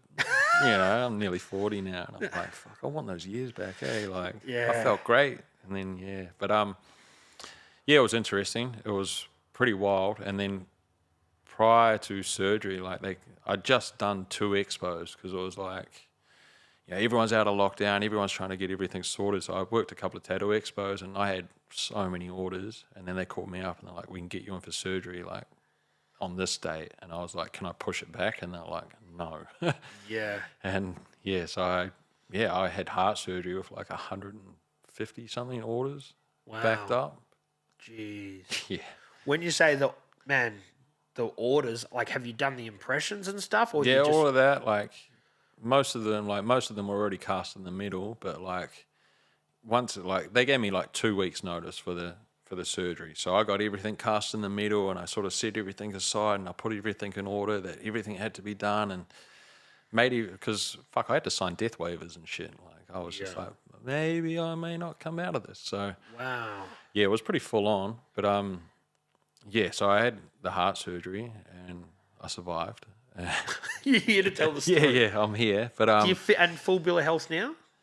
well, it's weird because like I done the surgery, I done checkups and stuff, and then like my first week out of hospital, like I was in the supermarket and I was in hospital for 5 days, and then they got rid of me because I think Got rid of me. Yeah, I was like. Yeah, I was the youngest dude in the cardiac ward. The guy that was sharing the room with me, he almost died one night because they went through the front on him. Luckily with me, they went through the side, but he was having problems, so it was like code red there for a bit. So I was kept awake for like almost 2 days, and I was like... In pain? I wasn't too bad, but I was just tired and just grumpy, and like I was just like, man, just give me some painkillers. And they were like, they weren't going to give them to me, and I was just like, dude, like old mate's been here awake, like keeping me awake. I've been up for nearly 2 days. Just give me something to knock me out so I can go to sleep. And I was like, look, you can see when I took painkillers, when I refused them, because they back you up. You know? Yeah, like, shit. Bind up all your insides. I don't like taking pharmaceuticals as it is anyway, but yeah, they weren't going to give them to me, and then they were going to give me Panadol, and I was just like, motherfucker, like, I don't have a headache. Just let me go to sleep. Like, and then they finally gave them to me, and then they came for, like, I went to sleep at like 2 in the morning or something, and then they woke me up at 7 a.m. to like do my blood pressure and stuff when the morning nurses came in, and I was just like, you fuckers. And it got to the point where I was just like, man, fuck this. Like, I'm sick of being in here. Like, can I just check myself out? And they were like, yeah, they were just like, nah. And then they done all the tests and stuff, and then, yeah, they eventually let me go. Because, yeah, it was just full on being in there. Like, the dude next to me is almost dying and not getting any sleep and stuff. But, yeah, it was full on. It was intense. Like, I felt like I was hit by a truck. But, like, I think, 5 days in hospital and then 19 days. So I had 20 days off. Yeah, and it must be hard. Like I said, there's no sick days for people that are self-employed. So you've got to do all this work, but physically you can't do it, Yeah, I wasn't even allowed to lift anything heavier than 5 kilos for like 3 months or something. I wasn't allowed to drive either. So like my partner was driving me around and she was cracking the shits at that. Like, because I was like, oh, we've got to go out to the supplier. It was like an hour away. And she's like, fucking, I don't have 2 hours spare to drive you around. Yeah, so that was full on. But the first week out of hospital, like we were at the supermarket and like I just lost all colour. Couldn't see, like my eyes went full blurry. It was almost like I don't know.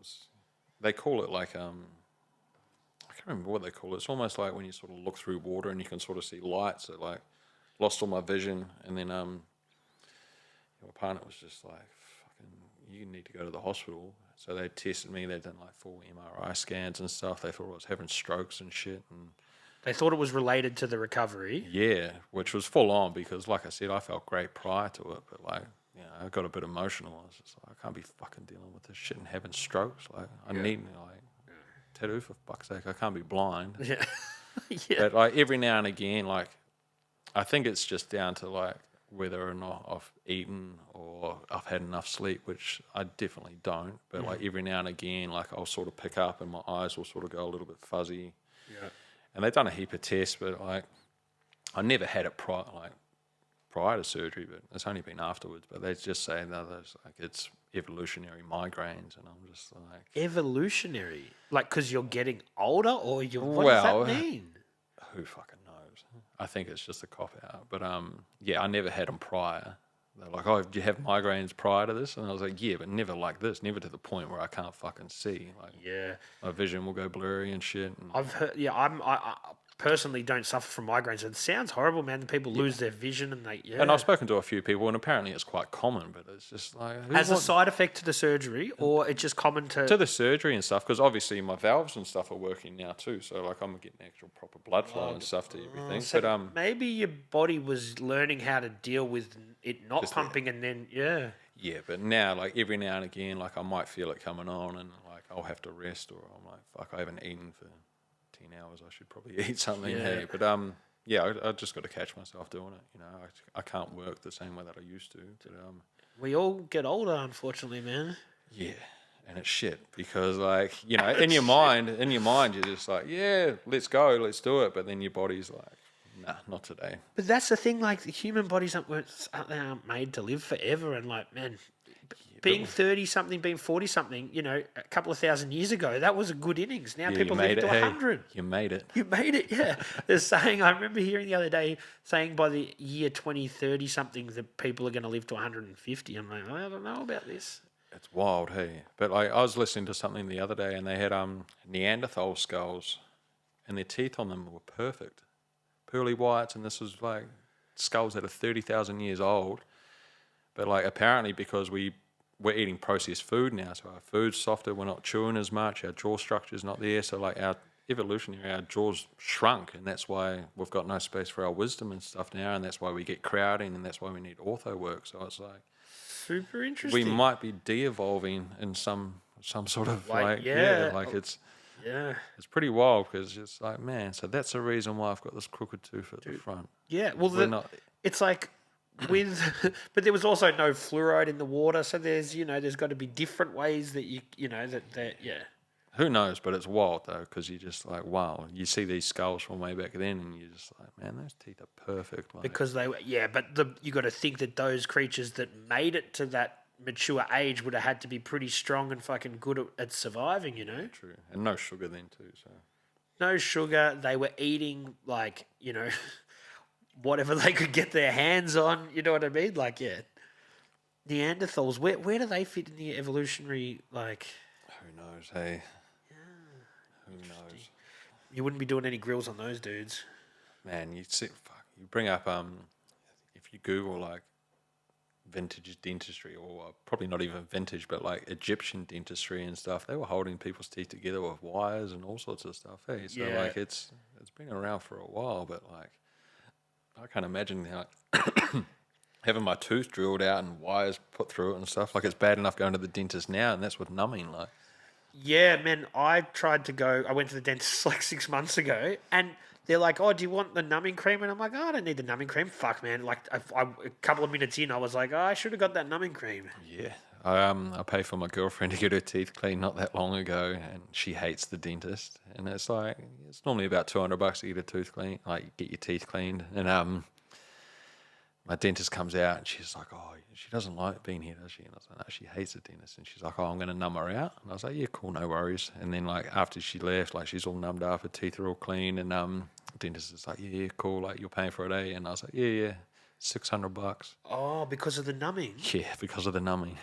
What? Obviously, it's expensive, but yeah, I was just like, I looked at my partner, I was just like, motherfucker. I'm like, floss is like fucking $2, yeah? Like, I just paid $600 for you to clean your teeth.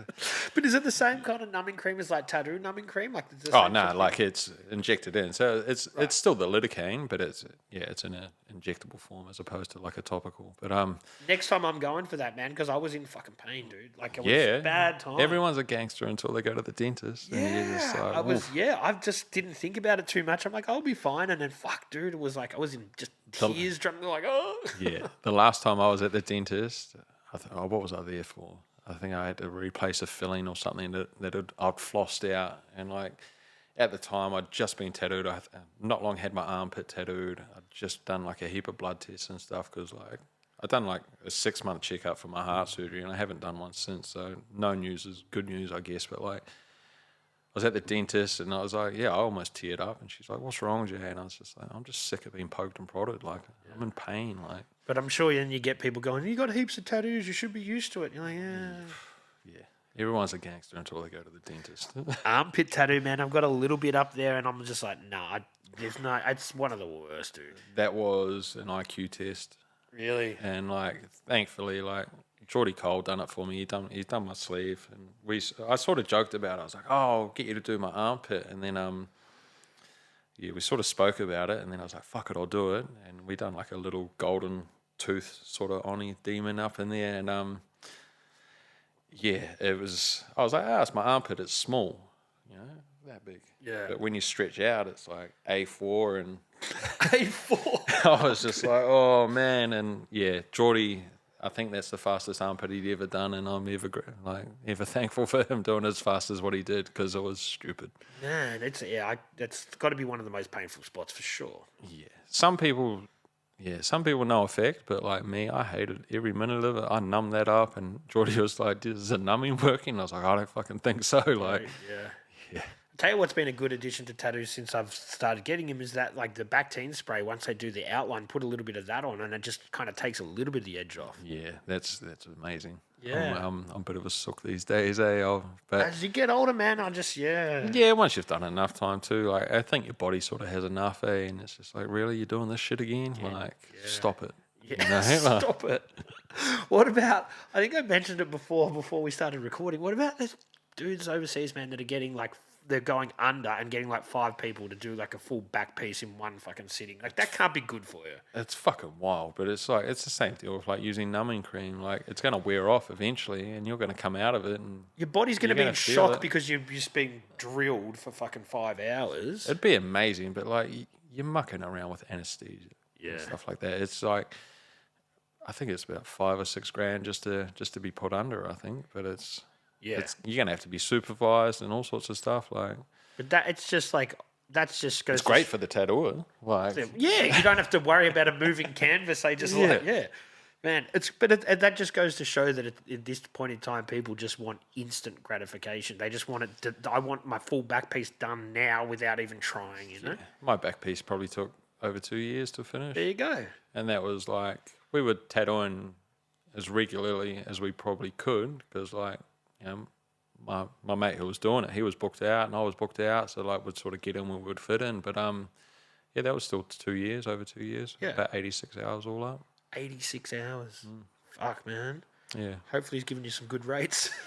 We got what did we do? We won best back in like 2012 or something. So awesome.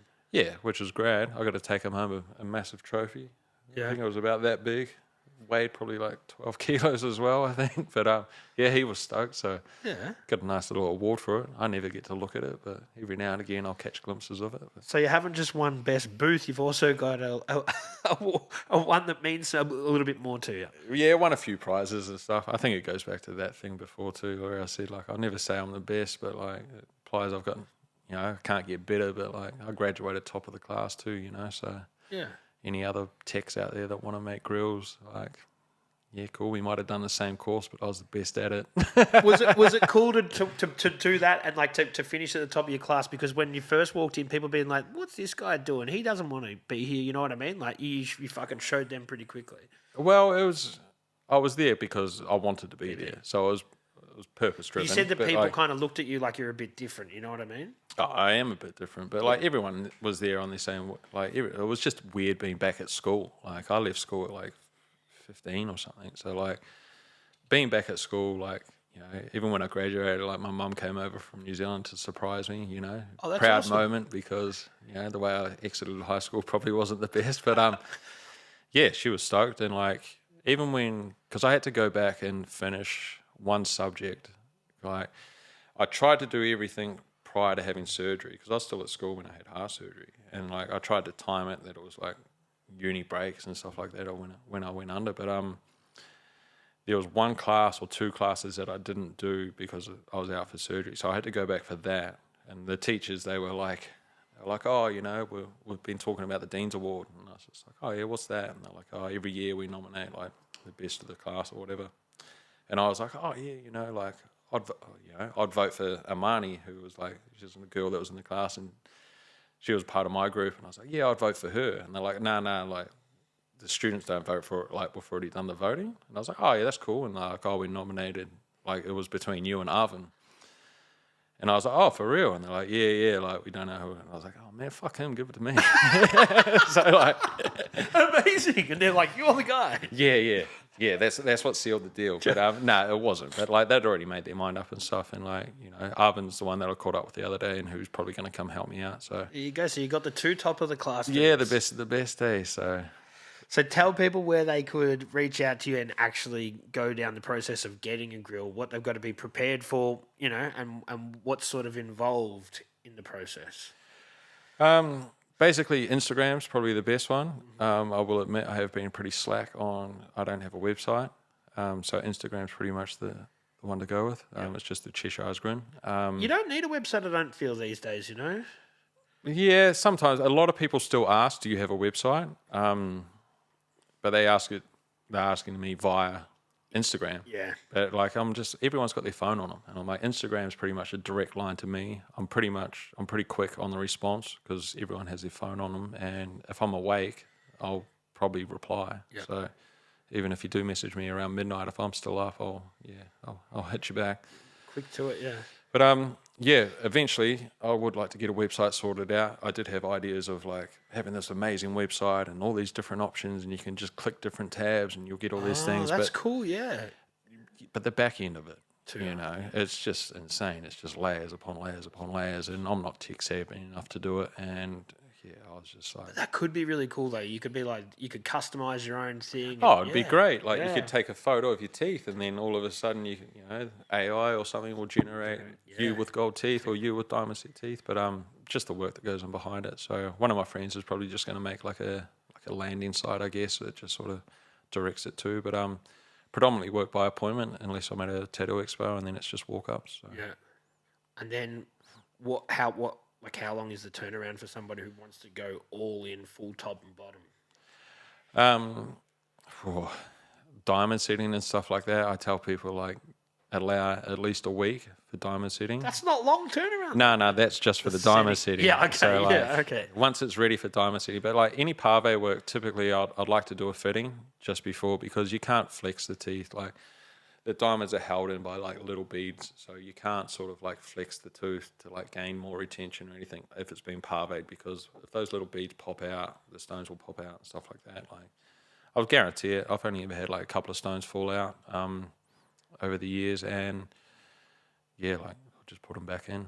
Like it's just that guarantee. So if something does happen, I'll just guarantee them. But I normally tell people orders are typically 1 to 5 weeks. Yep. That's still not a bad turnaround though. Yeah, but like sometimes things will like stretch out a little bit. Sometimes you might need fucking heart surgery. Yeah, just casually. Casually, just throw it in the mix. Hey, that was the worst because like I was laid up and then like not being able. I don't know. I got it done. Yeah. Like eventually, most people are pretty good.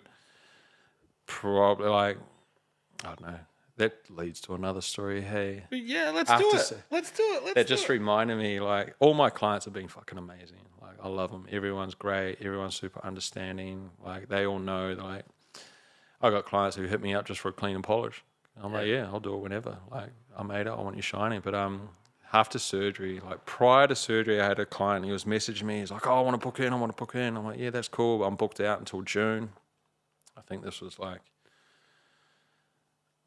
no, I don't know. I can't remember the date. I was booked out for a couple of months anyway. I was like, this is my next availability. He's like, do you have anything sooner? And I was like, not unless someone reschedules. And he was like, oh, can you let me know? And I was like, yeah, cool, no worries.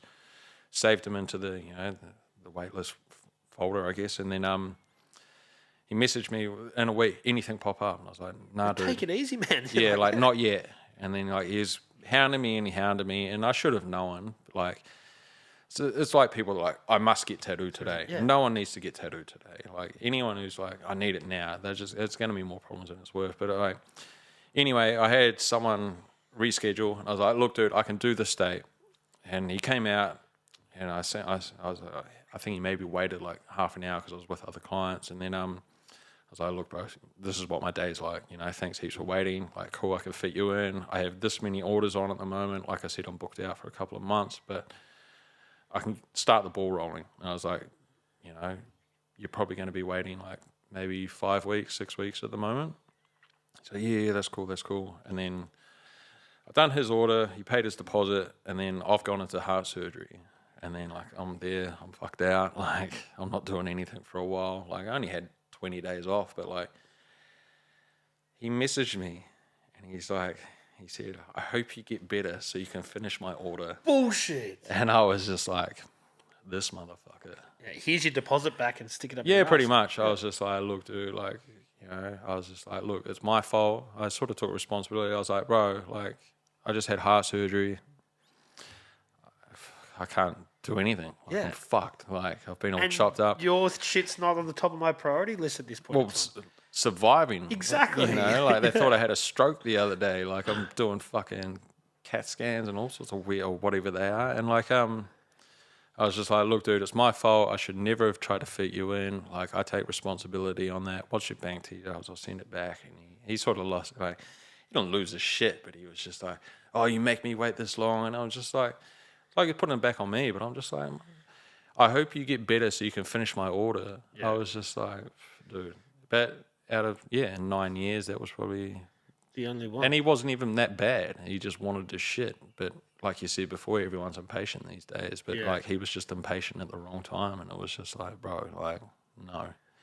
At the end of the day, it's gold teeth, dude. Like there's things that come before that, you know what I mean? Yeah, well, no, nothing I do, unless it's like a restorative crown or something like that. But essentially, like grills and tattoos, nobody needs it. It's a want item. Yeah, so it's a luxury. Like, well, yeah, essentially now, like especially with the way the economy's going. But it's like, but that was, it just reminded me of it. It was just like out of 9 years, that was probably the only client where I've sort of been like, fuck off, mate.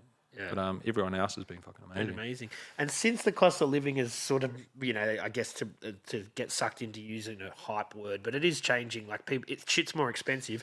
Has that affected you guys at all? To a certain degree, But at the same time too, like we've just come out of Christmas and New Year's. Everyone always splurges on that, and then it's just like People want to get tattooed before Christmas big time, don't they? yeah, and then Like they sort of everyone books in, and then it's like, oh, I haven't bought aunt whoever a Christmas present, and then I've got to go home, and that's got to then they don't show up or whatever other excuse. But it's like most of the time too, like if someone books in with me and if they no show me, like I've got you saved on my calendar, like unless you've got like a sort of valid excuse, like I'll never make you anything. Like if you no show on me and it's like, at least send the message like you booked the appointment with me, you're an adult. I didn't book it with you. I'm not chasing you. So it's like, if you book in with me and you don't show up, it's just like, I'm not making you shit now. No. and that's how it should be, man. I think some people just take these people in creative industries, whether it's doing the teeth or the tattoos or whatever, people think that they can just fuck people around like that. But at the end of the day, that's their livelihood, that's their business. They need to pay their bills. Like and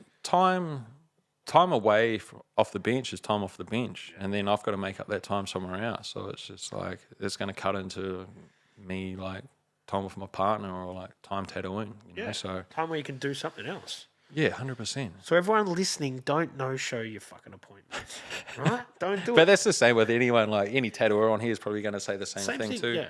And I don't take deposits like for the appointment. No, so but you it's do pretty for the open. grills and stuff for the dental once stuff. it started, like I'm not going to cast anything because like I'm not going to spend money on casting fees, gold, extra gold, diamonds and stuff like that. Like I had one group of people, they wanted like full row, full pave, and I was like, look, I can do it for X amount. And they're like, but that's going off roughly based like 35 diamonds per tooth. Obviously, the facial surface can range depending on the size of your 35 teeth. 35 diamonds per tooth, and they want a whole row. Yeah, so they wanted to do like a set of 8, and I was like, look, I can do it. You're probably going to be looking around this much. And they're like, oh, can you do us a better quote? And I was like, look, to do that, I've got to map out, the facial surface of the teeth. So I'm going to have to make the teeth. So they paid a deposit. I made the teeth. I got back to them. I don't know what number they had or something like that. And then, it was a while. And then they finally got back to me. I tried to call them a few times. Some people just don't answer the phone because it's, it's spam calls most of the time. Yeah. Like, sent a text, called them off my phone, called them off the jewelry phone, the jewelry studio phone. And then, I think one of them I'm not too sure, they might have had some legal issues or something. I spoke to one of the other guys and he was just like, oh, you said you'll do it for this much. And I was just like, dude, I've been doing this for 10 years. Like, I done 4 teeth for that much. So yeah, basic math would say you want 8 teeth. 4 teeth cost that much. 8 teeth will cost this much. But I'd done a proper quote on it and I was like, your set, you're going to have 358 stones, give or take, 10 or something, limits of accuracy. So like, your set's going to be 358 stones. Your mate's set's going to be about 375. I can do them for this much. And they were like, oh, I'm not paying that. And I'm like, that's how much it's worth. Like, you want a mouthful of diamonds, you're going to have to fucking pay for it. Yeah, so it's like, I don't know. And then he was like, oh, I'll come and have a chat. And I was like, yeah, cool. And like, when he was like, I'll come and have a chat, I was like, sweet as. I just put his deposit in the bag and I'm like, cool, come down the shop.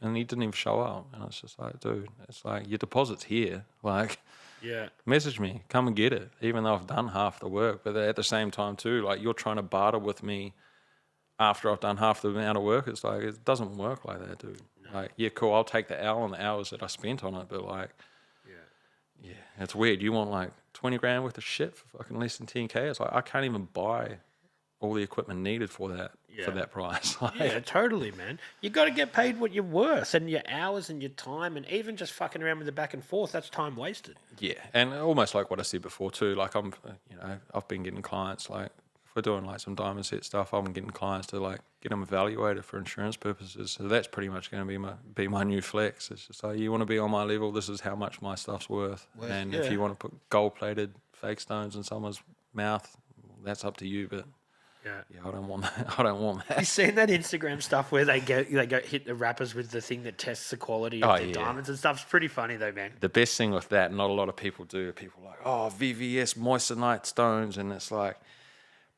will pass most diamond testers. You get a diamond tester, you can change the settings so that it tests for moissanite stones. So you can just click on it and go, fake, but it's like it's going to pass the test because that's what it's looking for. You know what I mean? If you set it to look for moissanites, it's going to tell you, yeah, this is a moissanite. But if you set it to look for diamonds, it ain't going to pass the test, you know. yeah. But that's the hustle. Like, yeah, it'll pass most diamond tests. Yeah, it'll pass the diamond test if it's set to test for that. Yeah.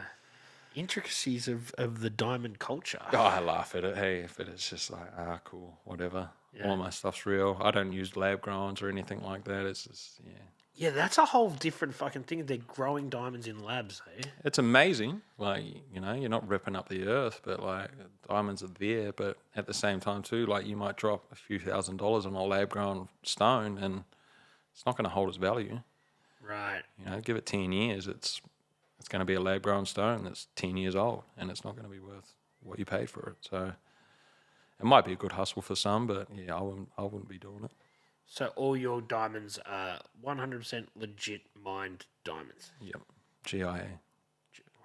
I don't know what that means, but I'll take your word for it. Yeah.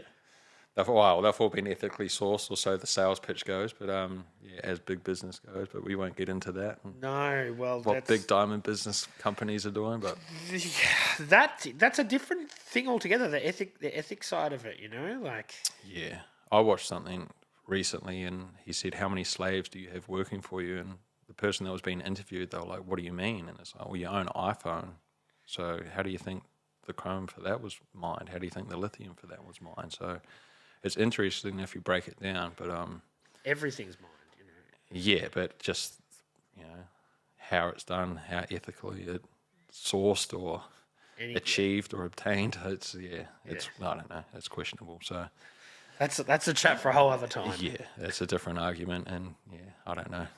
I don't know if I want to delve into that. Hey, No, but and yeah, all my diamonds are real. I'll just leave it at that. let's leave it at that. Do you want to tell people what's coming up for you at the end of, well, the rest of? No, hang on. Where are we now? We're at the start of the year. What else is coming up in 2024 for you and for the Cheshire brand? First thing I'm trying to do at the moment is get new software for my laser engraver because I've got to get that shit sorted. After that, though, next month we start off with the Expo circuit. So first on board is Inked Expo. I think that's February 9th to 11th. And then after that, we'll go out Sydney Expo in March with the Oz Tattoo crew.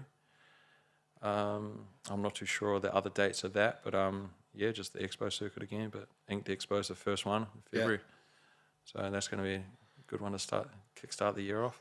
And then it's like the travelling circus. You're just going to go around with all the different expos, man. Yeah, it's always fun. It's always nice to be in Brisbane in July when it's rainy and cold down here. So it's always nice to go up there and just wear a t-shirt and shorts for a week. But yeah, Brisbane's definitely the highlight when it's winter down here. Eh?